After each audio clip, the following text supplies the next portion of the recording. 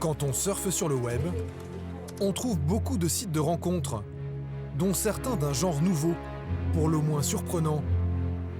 Ils s'appellent Sugar Daddy,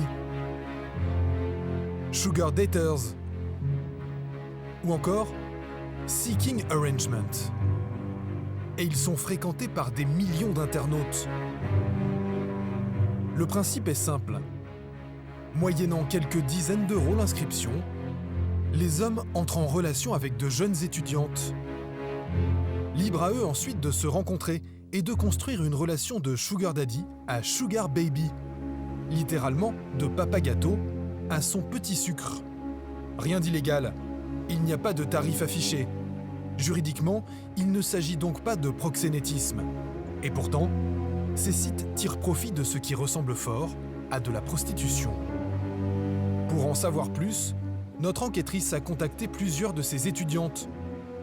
Aucune n'a accepté de nous répondre. Alors, nous nous sommes créés un profil.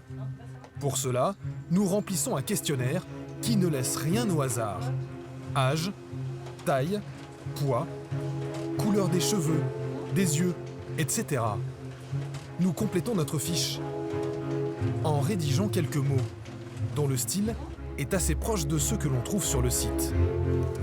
Carla, 21 ans, étudiante, à la recherche de belles rencontres surprenantes.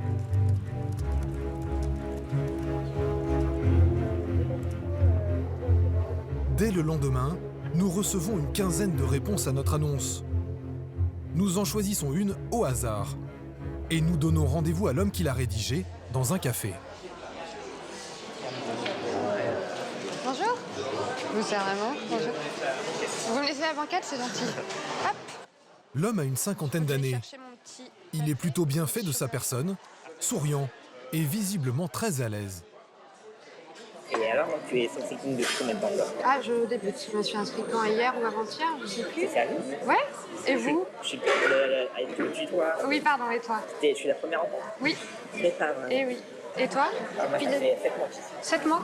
D'accord. Et qu'est-ce que tu en penses? Alors, ce que j'en pense vraiment, c'est un site qui a beaucoup été détourné en site d'espoir. Et à la base, c'est pas le principe. D'accord. À la base, le principe de ce site-là, c'est d'avoir une relation comme amant-maîtresse. Donc tu le compares plutôt à Mythique, ce site? Oui, à Mythique, mais avec l'avantage du financier. Oui, oui, on est d'accord. Nous cherchons à savoir s'il paye plusieurs autres étudiantes et surtout ce qu'il attend en échange. Comment habituellement ça se passe? Explique-moi. Bah, si le prix passe, on va chez moi. Tu y vas, par exemple, là, après, on pourrait... Ah oui, tout à D'accord. fait. D'accord, Voilà, ok. donc, On pourrait aller chez toi après. voilà, on va aller chez moi. Et qu'est-ce qui se passerait? Non, bah, s'il passe un rapport, et je te paye. Et... Mais c'est pas le but que ça soit une fois. Le but, c'est que voilà, qu'on se revoit, qu'il y a un fini, après qu'il y ait d'autres choses, des sorties, restaurants. D'accord. Après, c'est ma protection, t'es censé être gardé.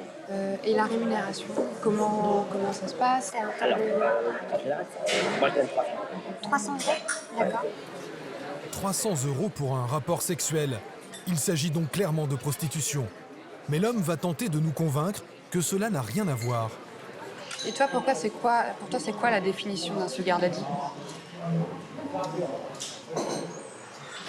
La sugar daddy, c'est un homme qui va t'apporter une certaine sécurité. Il sera là, il prend besoin de lui, il va t'apporter de la connaissance, il a un véhicule. Et tu vois combien de filles à peu près par mois? Ouais, il y en a des phrases que je suis en contact, j'étudie. Je me rends compte qu'il y a toujours les mêmes femmes. C'est-à-dire toujours la même fois? On voit bien que c'est leur métier, quoi, c'est la prostitution. D'accord, ok. Et parce que toi, selon toi, là, ce que je m'apprête à faire, Ouais, c'est pas de la prostitution. c'en est pas. Non, c'est pas le but. Attention, hein, Ouais, ouais, non mais moi je suis contente quand tu me dis ça. Ah non, faut pas que le but, faut pas que tu rencontres 4-5 mecs par mois, et différents à chaque fois. Peut-être t'en auras 2-3, et là tu es, c'est pas de la prostitution, t'as 3 aventures. D'accord. Et T'as déjà eu à Genève 2-3 copains dans ta vie. oui, mais ils me payaient pas. Voilà, mais c'est le même principe, sauf que bon, ils ne payent pas, ils t'entretiennent. D'accord. Des jeunes femmes entretenues. Des cocottes du 21e siècle en quelque sorte. Pendant près d'une demi-heure, l'homme va essayer de nous convaincre de devenir sa sugar baby. Je sens bien quand t'es novice, tout ça, franchement, t'as vraiment de la chance de tomber sur moi. On peut dire que t'es chanceuse. D'accord. Parce que sans vouloir monter, je suis l'un des meilleurs qui regarde des livres, d'après ce que tous les films ont dit. Ah bon, d'accord. Alors, on n'a pas l'habitude de voir des... Et d'accord. Il nous propose alors un autre rendez-vous. Dimanche soir. Ouais, pourquoi pas. Ou lundi soir. Ou lundi soir, bah écoute, on se tient au courant. L'homme nous recontactera quelques jours plus tard. Nous ne donnerons évidemment pas suite. Combien de jeunes femmes se font-elles ainsi entretenir? Combien de sugar daddy sont-ils prêts à payer pour les trouver?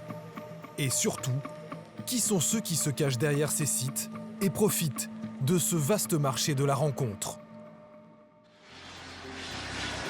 Pour le découvrir, nous avons dû traverser l'Atlantique et une bonne partie des États-Unis. Direction l'État du Nevada, Las Vegas. C'est ici le royaume du jeu et des grands hôtels casinos. Mais c'est aussi un centre d'affaires international. Ce matin, comme tous les matins, Brandon Wade déguste tranquillement son thé en dominant la ville. C'est dans sa tête qu'a germé l'idée de créer le premier site de rencontre entre hommes riches et étudiantes en mal d'argent. Pourtant, rien ne semblait le destiner à ce genre de travail. Il y a encore quelques années, Brandon était physicien, mais une difficulté personnelle a fait basculer son destin. J'étais un binoclard boutonneux, hyper timide. Je n'ai embrassé personne avant mes 21 ans. Ça a toujours été un défi pour moi.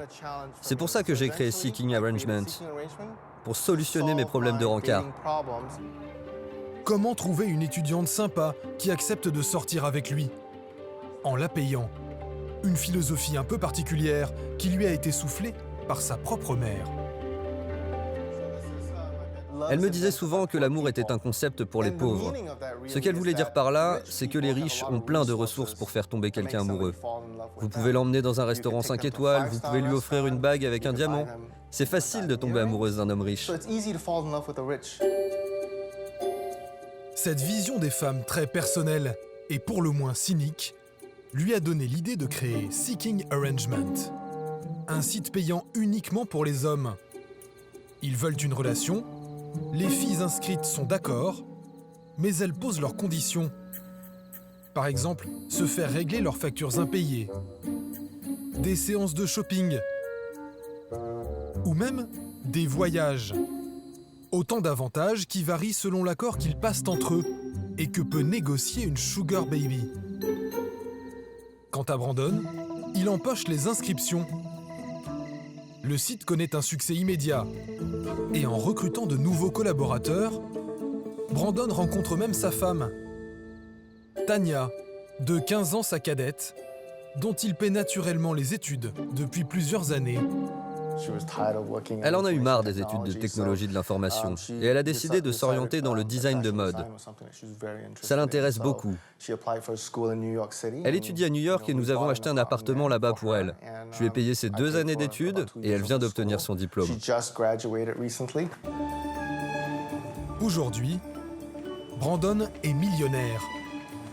Chaque matin, le voiturier de sa résidence lui prépare l'une de ses 3 voitures. Allez, on y va, suivez-moi au boulot. Brandon parcourt alors les quelques kilomètres qui le séparent des locaux de sa société. Une entreprise en apparence tout ce qu'il y a d'ordinaire, semblable à toutes celles de la rue, dont les locaux ont des allures de simples start-up, mais qui brassent 40 millions de dollars annuels, est le leader incontesté de son marché et affiche une insolente croissance de plus de 50% par an. Au programme de la réunion ce matin, le renouvellement de la page d'accueil du site. Nous avons choisi une blonde, une brune. Pour les photos de filles, le choix est vite fait. Pour l'homme, les avis divergent. Jeune, c'est attirant, mais c'est un peu loin du profil type des sugar daddy. Celui-là, je l'aime pas du tout. Les photos sont bonnes, hein, mais c'est juste que... Il est très jeune. Ouais. Ouais. La responsable Europe milite pour des photos d'hommes plus mûrs. Michael a trouvé Derek. C'est la photo de gauche qui nous plaît plus particulièrement, parce qu'on voit bien les cheveux poivre et sel. Derek, un quadragénaire sportif va emporter les suffrages. La réunion prend fin.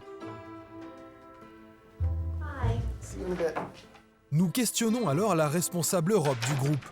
Elle nous explique que le marché français est de loin le plus rentable. C'est surtout un marché en pleine croissance. On est autour de 40 000 étudiantes françaises. 30% de nos membres masculins sont mariés, mais en France, le taux monte même à 40%. Chez vous, je veux dire, autant que je sache, c'est assez normal d'avoir des maîtresses, particulièrement lorsque vous évoluez dans des sphères privilégiées. Une relation d'amant à maîtresse en échange de cadeaux ou d'argent. Voilà qui ressemble fort à de la prostitution. Pourtant ici, tout le monde semble convaincu du contraire. À commencer par Brandon. La prostitution, c'est seulement un business où vous payez quelqu'un avec de l'argent pour faire l'amour avec lui. Il n'y a pas de relation personnelle derrière ça. Alors que sur notre site, la relation est basée sur le romantisme. Il n'y a pas de différence entre un petit copain et une petite copine et un sugar daddy et une sugar baby. Un sugar daddy est juste un riche petit copain. Donc si vous avez un petit copain très riche, c'est un sugar daddy. La position de Brandon semble claire. Le choix de ses photos promotionnelles et de ses campagnes de publicité, beaucoup moins. Voici par exemple le dernier spot qui a été tourné pour promouvoir son site. Bienvenue à l'université Sugar Baby. Je m'appelle Kelly et je suis en 4e année. Ce clip promotionnel met en scène une université imaginaire de Sugar Babies. Non sans humour, mais très explicitement, deux pseudo-professeurs expliquent ce qu'est supposé faire une jeune fille pour y réussir. Cela est inacceptable. Beaucoup mieux. Raccourcir sa jupe et gagner de l'argent. Voilà le genre de message que martèle le clip. Bien loin des questions morales et encore plus du traumatisme psychologique que peut parfois provoquer ce genre de business.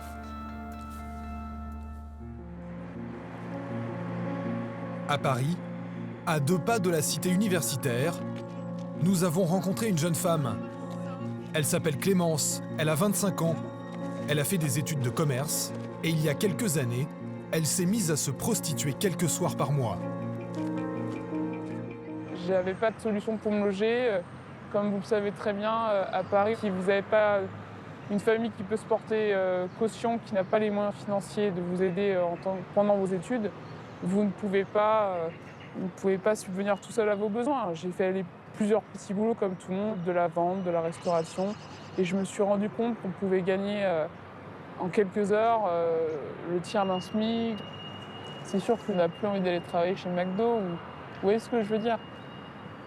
Donc c'est un engrenage. Au début, Clémence s'était donné quelques mois, 1 an tout au plus, avant de trouver un autre moyen de payer son loyer. 2 ans plus tard, elle se prostitue toujours quelques soirs par mois pour gagner un peu moins de 1 000 € et elle a abandonné ses études. Parce que c'est de l'argent facile. Voilà, mais non, facile n'est pas le mot. C'est jamais facile de faire ça. C'est soit d'étudier, d'apprendre des choses, de parfaire mes langues et tout ça. Plus à attendre de trouver un rendez-vous parce que les dettes s'accumulent, parce qu'il y a des factures qui tombent, comme pour tout le monde, hein, pour vous, pour moi. Les filles qui disent que tout va bien dans leur vie, qu'elles font ça juste pour le fun et tout. On fait jamais ça pour le fun quand c'est payant, en tout cas. Clémence en a conscience. Elle pourrait avoir une autre vie, mais elle préfère continuer à se prostituer. Étonnamment, cela lui semble plus simple. Pourtant, elle ne sort pas indemne de ces rencontres du soir.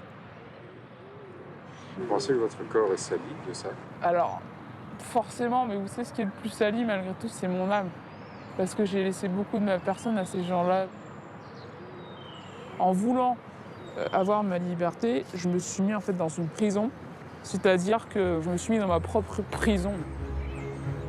Le cas de Clémence est loin d'être isolé.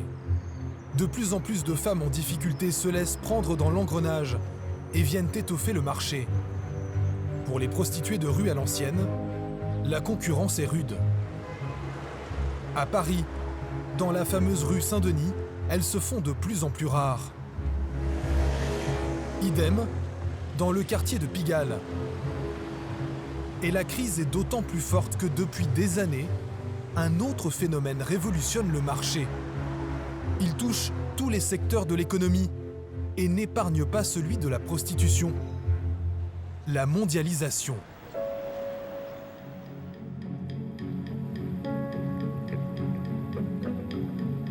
C'est une départementale comme il en existe des centaines en France.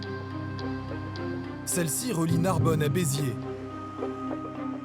Le long du bitume, on trouve de belles vignes où mûrit le vin rustique du sud-ouest. De temps en temps, un panneau rappelle les traditions taurines de la région. Mais depuis quelques années, on voit apparaître un autre type de paysage, pas vraiment local. Des femmes à pied qui ne sont pas là pour faire du stop, mais plutôt pour vendre leur corps. Chaque année, depuis 10 ans, elles réapparaissent sur le bord de la route avec le printemps. Au début, les riverains étaient plutôt indifférents. Maintenant, ils sont excédés. Parmi eux, ce couple qui habite à l'entrée d'un des villages que traverse la nationale. Il y en a de partout, dans les vignes c'est dégueulasse de partout. Puis même, c'est aucun respect, même devant les jeunes, les gamins, même moi, mes petits-enfants, ils savent ce que c'est à 3 ans. Alors... Et ce n'est pas le seul problème. Ces demoiselles court-vêtues perturbent dangereusement la circulation. Il y a eu l'accident il n'y a pas longtemps, avec une moto. Les 2 personnes sont mortes parce qu'une personne voulait voir les demoiselles sur la route. C'est plutôt qu'elles les regardent, ils se tournent et qu'est-ce qu'ils font? Ils se tournent et voilà. Tant qu'elles tournent, elles ne sont pas en train de conduire, ils rentrent dans les gens et voilà. Problème de sécurité, problème de mœurs. Pour mettre un terme au phénomène, plusieurs communes ont émis des arrêtés qui interdisent aux jeunes femmes de traîner le long de la route. Évidemment, elles n'en tiennent pas compte. Alors les policiers municipaux partent chaque jour en maraude pour faire respecter ces interdictions. Donc là, vous savez où elles se trouvent? Ah oui, elles sont toujours à peu près au même endroit. Les filles se placent en général au sortir de la ville. Là, normalement, ils y sont. Là, normalement, ils y sont aussi. Aujourd'hui, comme tous les jours, les policiers vont donc chercher les jeunes filles pour les verbaliser. Une sorte de jeu du chat et de la souris. Et ils ont une certaine expérience. C'est facile de se cacher un peu ici. Oui, c'est facile, oui. Donc pas des arbres, des ronciers. Mais bon, elle n'est pas partie, elle se cache. Elle n'est pas partie là, pareil. Ah oui, elle est là. On voit encore les lingettes. Elle vient dans le coin là, elle se met là. On voit toutes les lingettes à chaque fois, oui. Vous voyez? Tout ça là, c'est l'endroit où elles se mettent avec les clients. On ne doit pas être loin. Alors toutes les filles que vous avez ici, c'est quoi? Des Roumaines Bon, une Bulgare, là, celle-là, il y a depuis longtemps, et puis majorité roumaine. Après, comme il peut y avoir des Hongroises, par exemple, qui ont des papiers roumains, mais ça, on ne peut pas le vérifier, nous. C'est après. C'est celle qu'on avait à Colombie. Elle est sortie. Voilà, on a retrouvé la souris. À chaque fois qu'ils croisent une prostituée, ils la verbalisent pour la dissuader de recommencer. Handicapé. Viens, on va dans la voiture comme ça. Va dans la voiture. Et montre les papiers. Non, les papiers. Allez. Alors qu'ils commencent à dresser le procès verbal, une autre prostituée arrive sur la route. Elle nous tourne le dos, capuche sur la tête, pour ne pas être filmée. Donne-moi le papier. Prenez mon papier.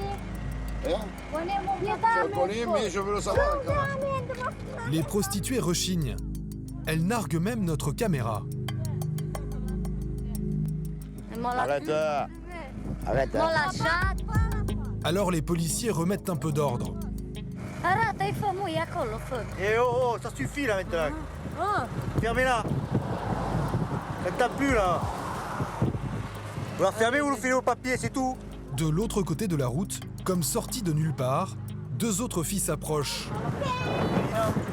Elles aussi se cachent le visage pour ne pas être filmées. Tiens, regarde. Tu sais ce que c'est? Tu as l'habitude, hein? L'habitude. 38. Non? 38 €, c'est ça. 38 € pour ne pas avoir respecté l'arrêté municipal.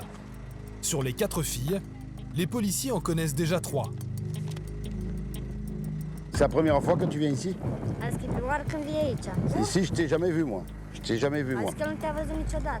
Pendant toute l'opération, les policiers vont rester très courtois, plaisantins même. C'est pas des criminels. Hein. Bon, voilà, ça nous embête. Elle, ça ne doit pas les acheter non plus. Hein. Non, c'est la misère humaine.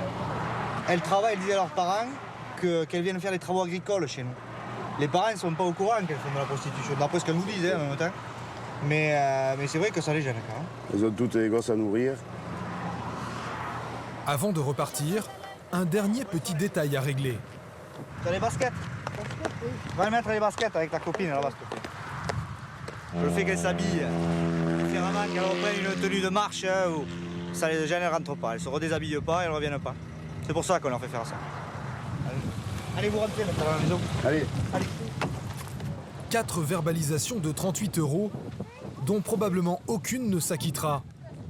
Pour les policiers, la journée d'aujourd'hui ressemble à celle d'hier. Et sans doute aussi à celle de demain. On s'en fout, quoi. Vous avez raison, c'est un peu impuissant, mais bon, si on ne le fait pas, ça va être pire, quoi. Alors, on le fait. Après 3 heures de gentil traque, les policiers rentrent au poste, avec le sentiment du devoir accompli.